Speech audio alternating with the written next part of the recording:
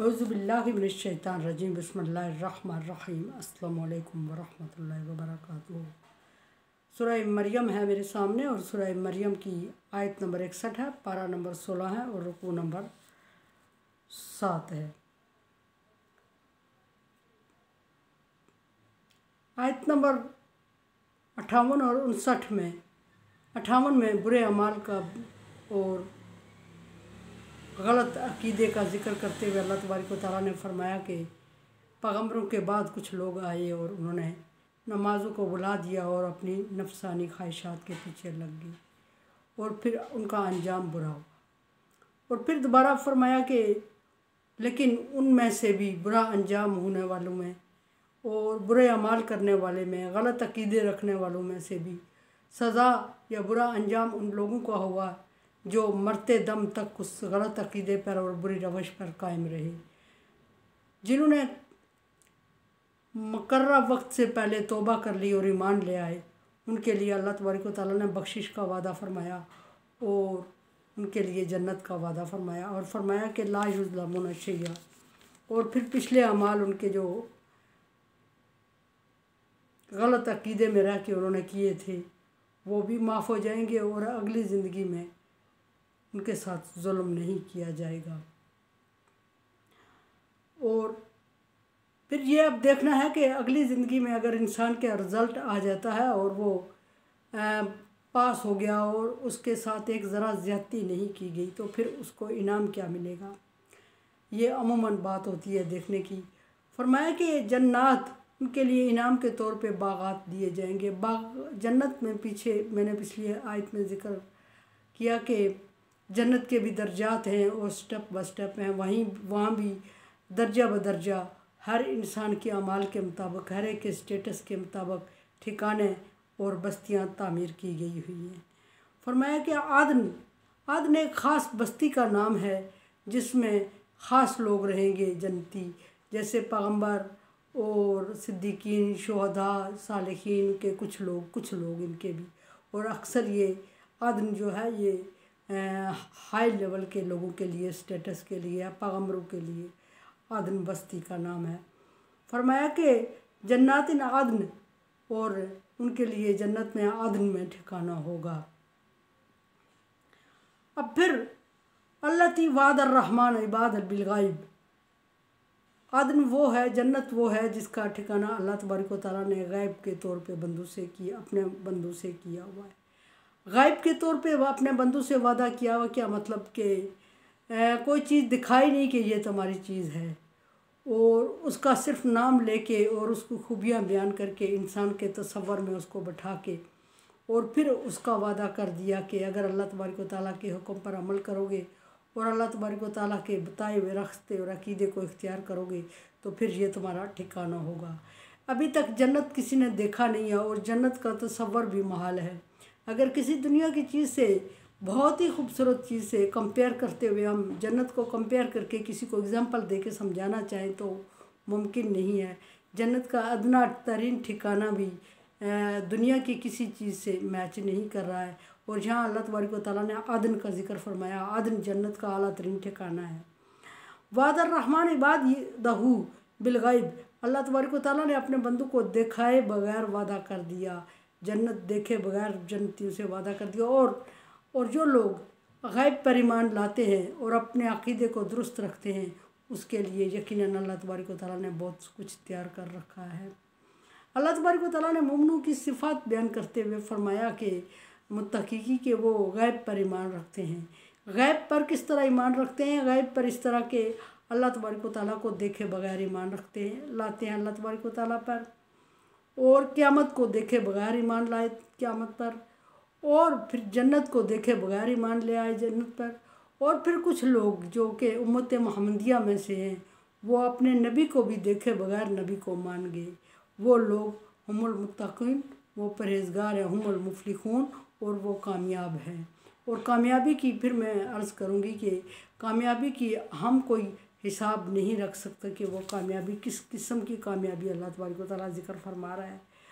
फरमाया कि बंदों से गैब देखे बगैर उनसे वादा किया हुआ, इन्नहू काना वादहू मातिया, اور اللہ तबारक व तआला का वादा सामने आके रहेगा, या बंदे अल्लाह तबारक व तआला के वादे तक पहुँच के रहेंगे। मातिया को आतिया के मानों में भी जिक्र किया जाता है।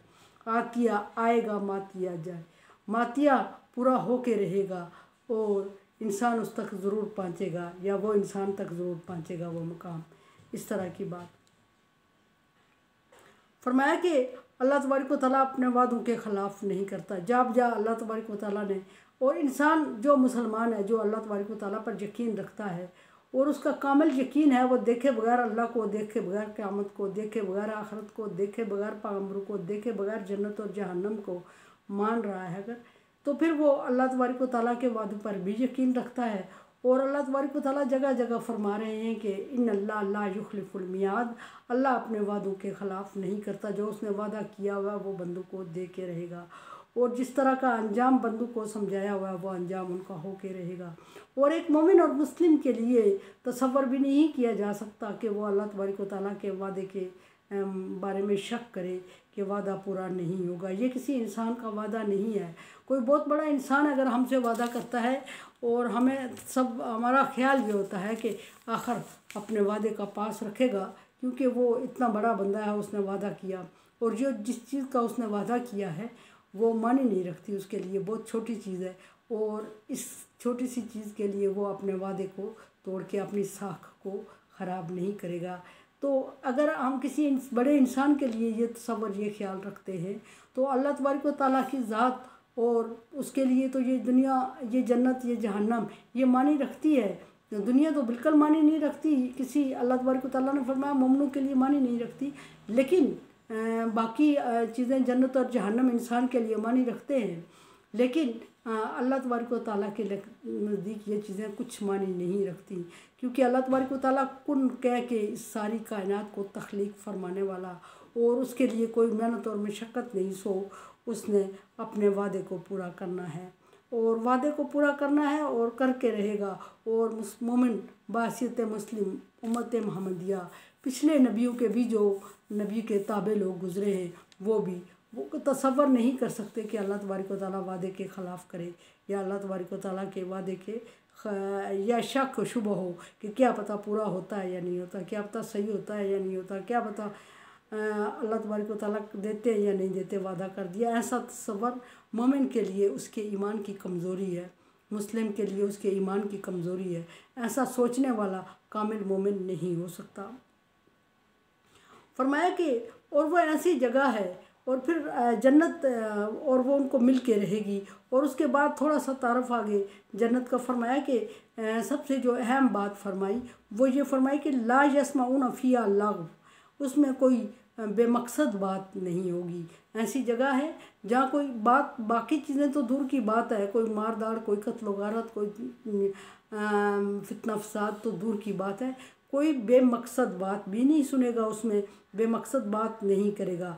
और फिर बात क्या करेगा, अगर कोई बात करेगा तो सलामन सलामा, और हर तरफ से सलामती ही सलामती का पैगाम होगा। और कीला सलामन सलामा, और कहा जाएगा कि सलाम ला यस्माऊन फ़ीहा लग़व, उसमें कोई बेहुदा बात नहीं सुनेंगे, उसमें सलामती ही सलामती का पैगाम होगा।